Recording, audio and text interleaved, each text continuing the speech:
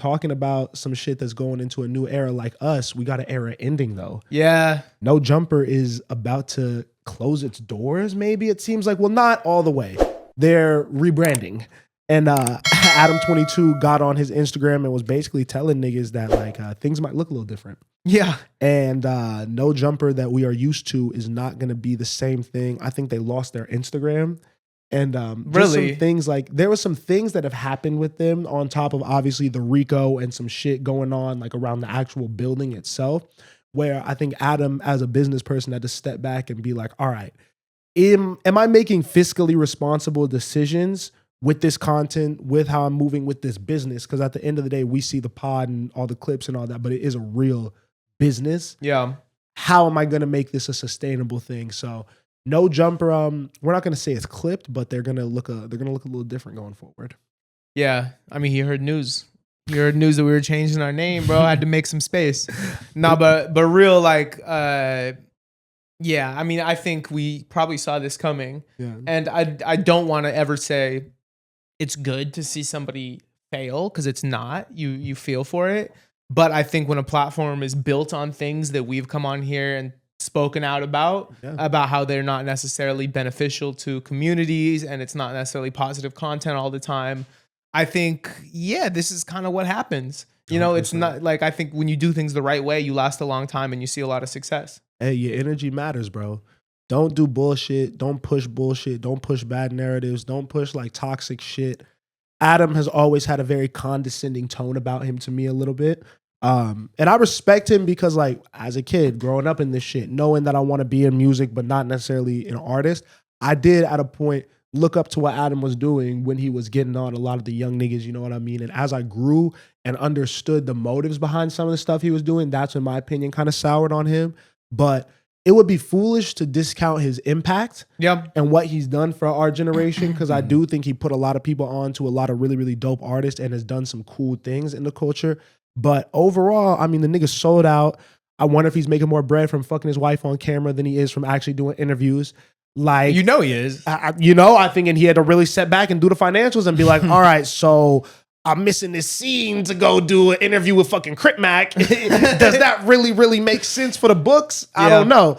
So do you think Lena the Plug is the real breadwinner now? Yeah. And maybe she was before too. You think she's always been making the real money? I don't know. These women make a lot of money. I'm moving off of that business. That's his side business to me. I think what's important to me is No Jumper and what it means in the culture.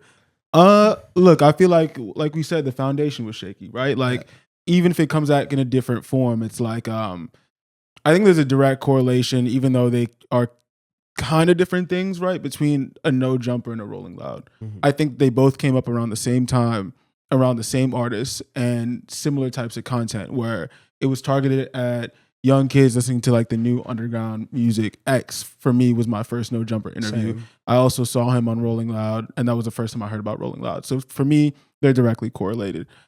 I think that Rolling Loud has done a great job of elevating things, and even though sometimes I do feel like they lean into internet culture and meme culture a little bit too much, I do think they've done a good job of at least like expanding their audience, right? And really at least trying to be artists first. I know Rolling Loud, sometimes when I go, it doesn't feel like the most organized thing, but it always does feel like they're trying to at least put the artist first. Even like they have rules where it's like only certain artists can be in the compound at one time, you know what I'm saying? Like just making sure that people's camps are aligned and all that. And like the festival grounds themselves are cool too, where it's like you can go see the show, but you could also get a tattoo.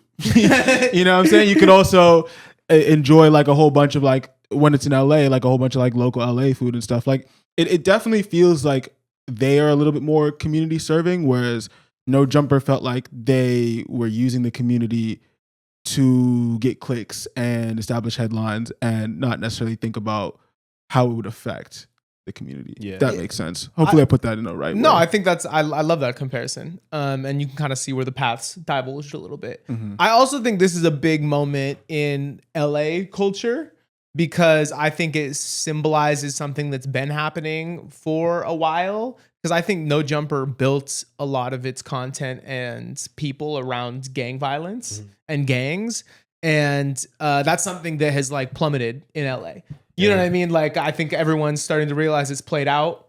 You hear way less about it. It's way less prevalent in the culture. And I think there are new platforms that still hold the same ethos of LA and LA culture, but aren't really pushing that, but are more get money, make art. You know, like I look at like a Back on Fig or like an Apollo, like what we're doing. You know what I mean? And like there are platforms that still hold that culture true, but aren't necessarily putting the gang shit and the violence in the forefront. And you love to see that kind of content win out. I mean, I think it's also funny that No Jumper built up those platforms a little bit. Yeah. Fig Community World, all those niggas were down to fuck with Adam, down to build up with Adam, and Adam didn't treat them right, didn't appreciate them. If you really want to go deep into it, Adam is benefiting off Black art, Black trauma, and now these Black-owned platforms are taking back all control and bodying his numbers, beating him out.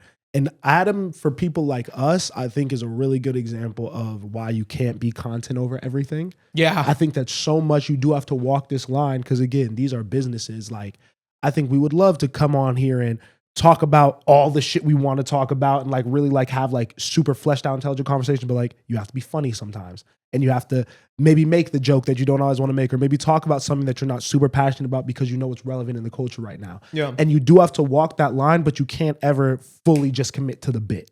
Yeah. You can't make your content a joke. You can't let your content suffer just for, like you said, the clicks and things like that. And I think Adam became very money driven and very narrative driven and all that stuff, to where he wasn't focused on actually fostering a community. It was more just like, because I think real people can't ever also be like discounted. Like you have to, like Rolling Loud brings out actual individuals and they actually have to interact with the people that they're talking about, putting on the lineup, all that shit. Adam was kind of behind a screen the whole time. Nothing was ever real. And then when he got in person with people, you could tell energy got weird. Niggas got in fights. People started to shoot at each other. Like the real beef started to happen because Adam wasn't really curating spaces where people really wanted to pull up to. When niggas pull up on us, pull up here for something, it's always good vibes. Yeah. Very chill. We're not trying to be inflammatory. We're not going to ask you something that we know you don't want to talk about, or like just get up to the point of something that you know is going to make you uncomfortable to where now you might get mad. And after the podcast, after filming, there's going to be problems. So Adam, it's a cautionary tale. Yeah. It's a cautionary tale, but I mean, I don't feel bad for that nigga. He'll be fine. I think he's made his money in this shit. You know what I mean? He has Plug other Talk is going things. to pay the rent. You know, but I hope he does learn from it. You know, I seen him, Vlad, Trap Lord Ross, all them niggas linked up. Niggas call that the Federal Five. So, you know, they'll keep doing their things, but hopefully all this shit dies out, bro. You become what you promote. Yeah. And the energy you put. You know what I mean? So like, it's like Adam is going to be a successful porn star now. Dead ass. That's what he's doing, right? I mean, The Plug Talk is going. That show's not getting clipped. So like that's what he's doing now, because that's what he's been using to get clicks for the last 3 or 4 years. So like just know, like the content you put out and what you promote is what you'll become. So make sure it's in line with where you want to go. Maybe this is where Adam wants to go. If that's true, all power to him. He achieved his goals. He's gonna be a super successful porn star. But just know that like you have the steering wheel here. In 2025, I would have never thought that we'd be hearing this. You know, this is true. Wait, so my bad. Wasn't he always that, or no? No, Adam just now got into this when he started being with Homegirl and like filming all this shit. Really? I feel like I thought I had heard that about him when he first got into the space. No. Not that I knew about. I hadn't heard about it. Yeah, I think over the last like 4 years, it's become a thing. Yeah. I think before that, he walked his way into it. You know, he started having more porn stars on the podcast. Yeah. And started talking to them more and becoming more interested in the space.